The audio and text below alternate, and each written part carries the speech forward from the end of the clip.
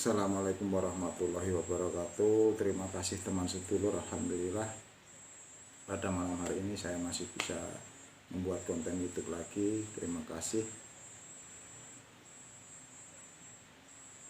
Rasa syukur saya pada Tuhan Yang Maha Kuasa, yang mana saya dengan anak-anak dan istri saya selalu diberikan kebahagiaan, kesehatan hingga detik ini saat ini. Terima kasih teman sedulur yang selalu menonton, menyaksikan, mendengarkan konten-konten YouTube saya, yang mau mampir, yang mau berkomentar. Terima kasih, saya doakan doa terbaik untuk panjenengan semua. Apa yang menjadi keinginan panjenengan selalu terwujud dengan cara yang sangat mudah dan sangat menyenangkan. Selalu sehat, selalu bahagia, berlimpah panjang umur. Amin ya rabbal alamin. Terima kasih. Dan juga teman, tetangga, saudara-saudara saya yang pastinya mereka sangat baik sekali pada saya dan juga keluarga saya. Wadah yang namanya YouTube, saya sangat berterima kasih sekali. Saya sangat bersyukur hidup di era sekarang ini saya bisa berbagi, bercerita di perjalanan hidup saya. Saya sangat bersenang sekali saudara teman. Dengan wadah yang namanya YouTube, saya berbagi. Sekali lagi, saya bukan siapa-siapa, saya bukan ustadz, saya bukan kiai. Alhamdulillah, saya baru saja potong rambut dan saya ingin berbagi di konten saya ini tentang banyak sekali orang di situ bahasanya tausiah ataupun ceramah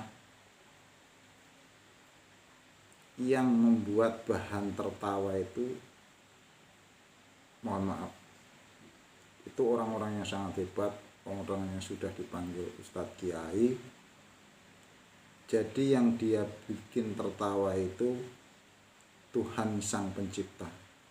Sangat meremehkan, merendahkan yang namanya Sang Ilahi Robbi. Ini ceritanya teman sedulur. Mungkin teman sedulur pernah ataupun sering mendengarkan namun belum sadar di situ ucapan-ucapan ataupun ceramah-ceramahnya itu sangat meremehkan Allah Subhanahu wa Ta'ala. Mohon maaf, saya hanya mengingatkan, berbagi, tidak pernah saya menyalahkan.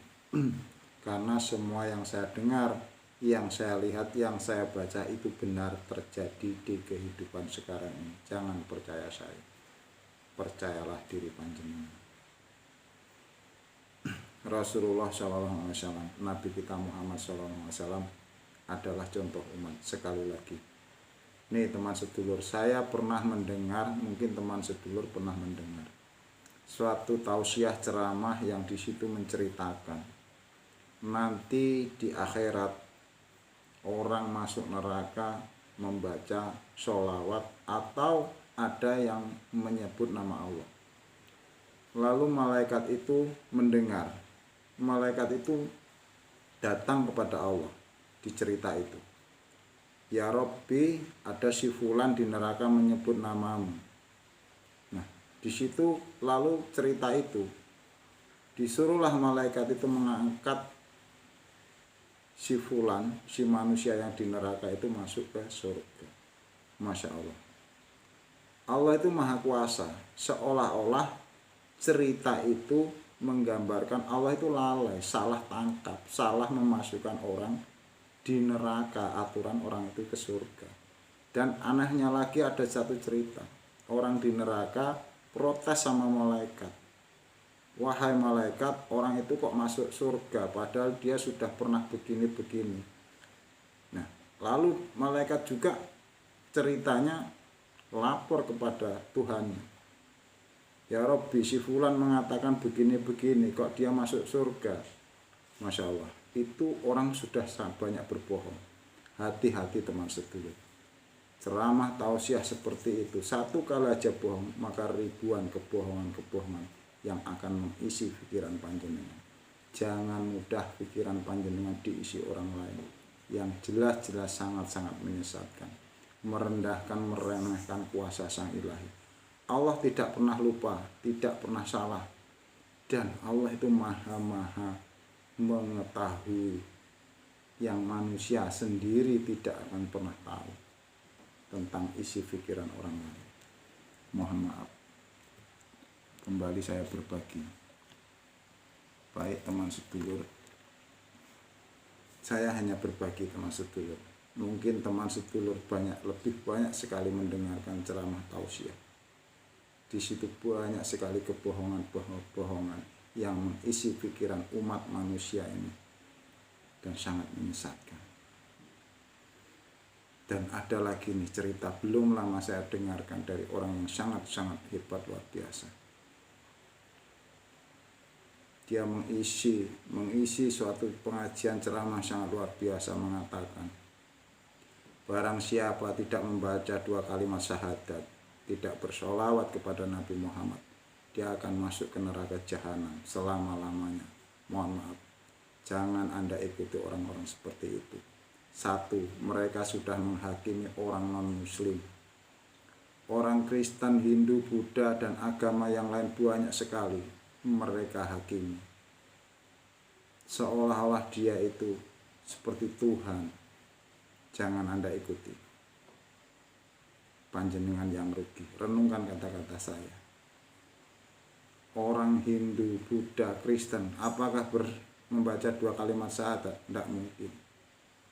Mereka punya agama sendiri, cara sendiri untuk menyembah kepada Sang Ilahi, kepada Tuhannya. Bagaimana caranya? Anda harus pahami. Kalau memang belum paham, jangan Anda menyalah-nyalahkan. Jangan menghakimi. Walaupun ucapan itu dari orang-orang yang sudah dikenal, orang hebat, orang yang ABCD. Mohon maaf, seorang Rasulullah SAW adalah contoh umat, bukan menghakimi umat. Tidak pernah menghakimi, apalagi mengatakan orang bla bla bla itu masuk neraka. Panjenengan harus pelajari apakah orang tua Rasulullah, saudara-saudara Rasulullah, dan orang-orang sebelum Rasulullah itu membaca sholawat ataupun bersyahadat. Pahami teman sedulur. Dan ada satu cerita lagi nih. Ada orang yang sudah luar biasa hebat mengatakan, Allah saja dan malaikat bersolawat, Masya Allah. Orang itu sudah lupa. Allah itu zat yang tidak boleh disamakan dengan apapun ciptaannya. Mengapa mereka mengucapkan Allah bersolawat seperti manusia? Berarti Allah punya mulut, Allah berbicara, punya suara. Mohon maaf, mungkin hanya beda paham. Panjenengan teman sedulur renungkan kata-kata kalimat dari saya. Saya bukan siapa-siapa, bukan ustadz, bukan kiai, bukan penghafal kitab ataupun hadis, ribuan hadis. Saya hanya berbagi teman sedulur. Karena pikiran-pikiran teman sedulur yang menyimpan banyak memori di kehidupan dunia ini, yang akan menjadi pertanggungjawaban kelak teman sedulur di dunia wal akhirat. Jika pikiran panjenengan menyimpan pikiran yang baik, maka akan keluar baik. Jika teman sedulur menyimpan hal-hal yang buruk, itulah yang akan keluar. Jangan pernah membenci.